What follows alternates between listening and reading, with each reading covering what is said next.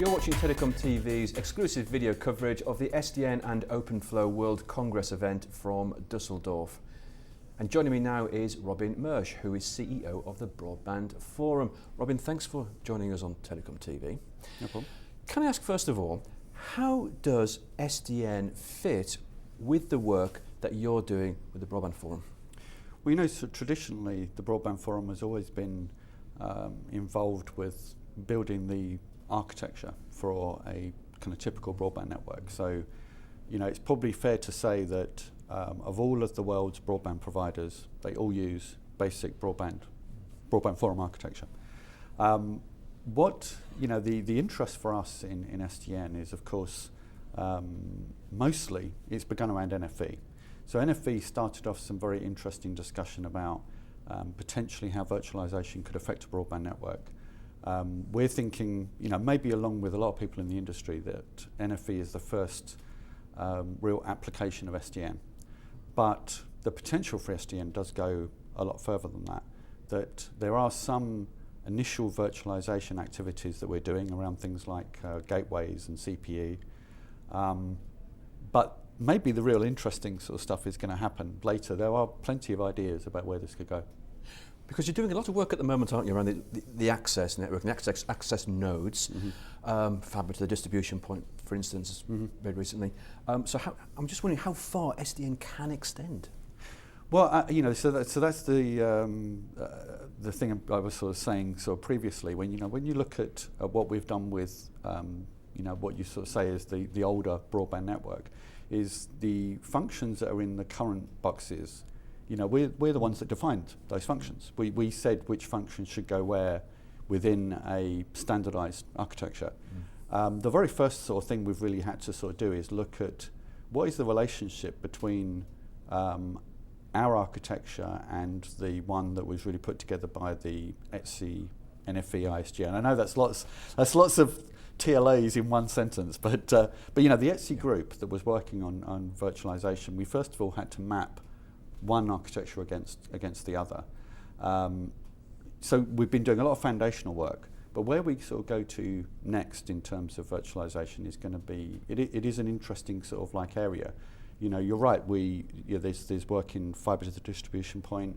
There are ideas around, you know, areas like the BRAS around the residential gateway. You know, I actually sort of think that what you're going to see is a real mixture of deployments. You know, some operators sort of see one way of going. So for argument's sake, on an enhanced gateway, some operators think that virtualizing the gateway's functions and putting those in the network is the right way to go. But not everyone agrees on that. And one of the sort of things about a forum of our size, you know, we have a lot of membership, is not everyone completely agrees. You know, and you need to be able to develop standards that are flexible, that you put frameworks in place, but you don't try and do everything. There is plenty of room for differentiation. So how important is it that you collaborate, or we collaborate, all the different industry groups, interest groups and standards bodies, actually try and work together, share resources and results for a common goal? Well, very important. So I think the work that the ETSI group did on virtualization was very important. So they laid the groundwork for basically what everyone else has been doing. Just like, say, somebody like the ONF put all of the original architecture together for SDN. So we don't pretend to, you know, we don't need to reinvent that wheel. What we need to do is really map that against broadband and say, how does that impact broadband? What's the potential for developing virtualized services for broadband? Or, you know, how could SDN maybe impact some things in the future which could be quite revolutionary? There's potential, and you know, I'm always a little bit kind of nervous of that word potential. You know, it sounds sort of very good, but of course it doesn't mean very much unless you actually fulfill it. But there are some interesting ideas.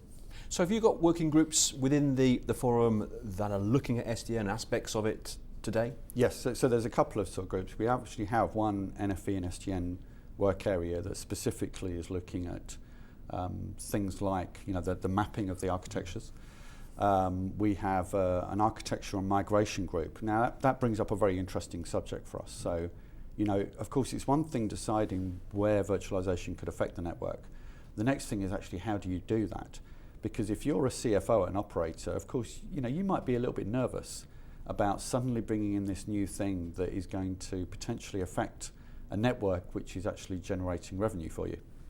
You know, you're going to be sort of saying, you know what, I might want to do this in quite a prudent fashion. So one of the things that we see as our role is really how do you migrate the network in an effective way? How do you take advantage of these new changes, but not lose all the good things that you've got? Because of course the broadband networks deliver a lot of revenue today. Sure. And when we go around this event, SDN and OpenFlow, there's a lot of talk about open source and open standards. Does the forum have a view on where the role is for open source? So we absolutely think that we need to take the promise of open source in terms of the way that open source groups work, how quickly they deliver, the fact that they do it incrementally, the fact that it is all about software, because I think we all agree that the network is going to be, you know, is going to be, you know, again, there's some kind of weird phrases going around, but the softwareization, I think which is a real mouthful, but you know, that is going to happen in the network. So I think there are definitely things that we have taken on board, but I would say that we should not abandon all the good things that we have done in the standard space. So there are criticisms that you could make of standards in the way that in the past sometimes it's been too slow, it hasn't been agile enough. You know, yes, we should do things quicker and in a more agile fashion as much as you can, but these are complex areas. But what you shouldn't lose is things like building consensus, because of course one of the things about, you know, that older world of building standards is making consensus also means that you're building a market, you're building agreements, you're building sort of potential for the vendors to be able to sell into an environment that, you know, where we can all make money. Because at the end of the sort of day, you know, standards, open source, you know, these new technologies, it doesn't mean anything unless you're making revenues. Is there a risk that if we go at sort of open speed, if you like, and go that fast, if we don't get standards developed, we become more proprietary, is more proprietary solutions out there, or are the operators and service providers adamant that we must keep the standards?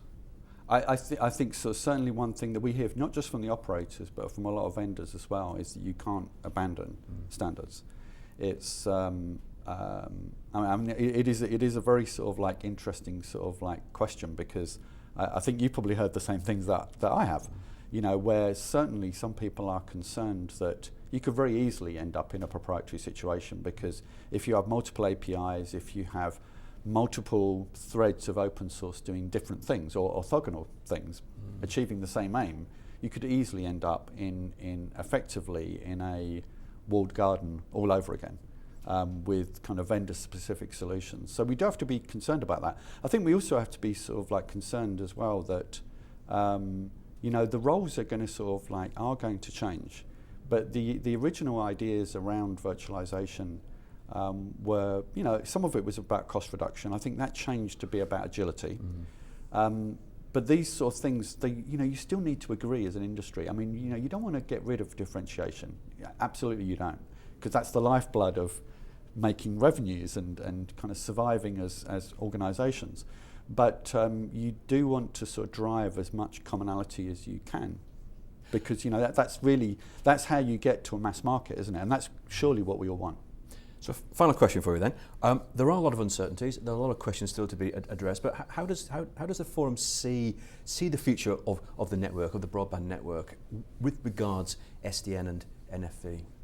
So we think that there could be some very interesting areas. So, and I'll give you sort of like maybe just a couple of ideas where we think it could make a difference. So in terms of competitive broadband services, so in the wholesale space, previously, you know, the fact that the incumbent owned the network, you know, made a big difference. You know, owning the network meant that, you know, you were in a obviously a very good position, and being a competitive carrier could be challenging. SDN and opening up the control plane could make differentiation a lot easier to achieve. Now, you know, this is all vision. It's not there at this sort of point, but it does make you wonder that could be one very positive impact. you know, opening up the way that virtualized residential gateways, you know, if you're enhancing those, again, if you're a competitor, that could be an interesting kind of idea. The other sort of things we think are interesting is around the area of IP services. If you could really define IP services and drive a more kind of standardized approach, again, that could be very interesting. You know, you could, for instance, you know, having services that follow you around, having things, services that identify you more personally, you know, wireless and wireline integration, convergence, that could be in the future a much more real proposition. Because, you know, today convergence is always sort of something we talk about, but it's more about network convergence. What if you really had converged services? You know, where the service really followed you, where the functionality followed you, and you could really move from, you know, from one screen to the other with a completely different access method smoothly. Some of those things could be really interesting. A future full of possibilities. Robin, thank you very much indeed. Thank you.